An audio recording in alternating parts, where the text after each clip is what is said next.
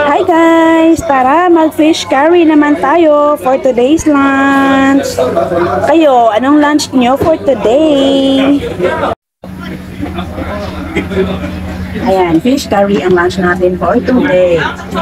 Diba? Dahil na imbiyar na tayo, kain natin ang ating kaimbiyar na.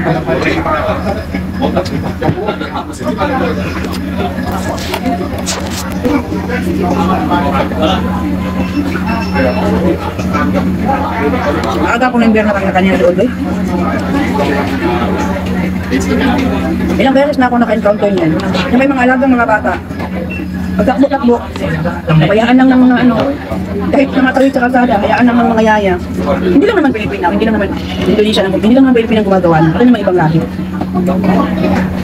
Ang point ko lang is, pag nasa kalsada, hawakan, diba?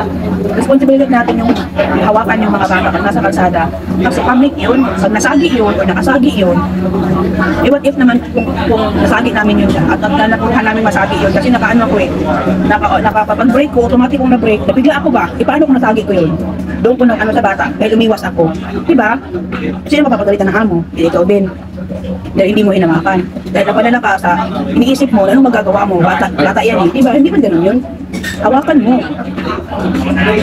Sabi nga nila, bahala nang magka-bruises dito, basta pwede kang mag-reason out, mahinawakan mo dahil gusto mo tumawi o kumanupad dyan. Kaya naman mabumpo talaga yan. Diba?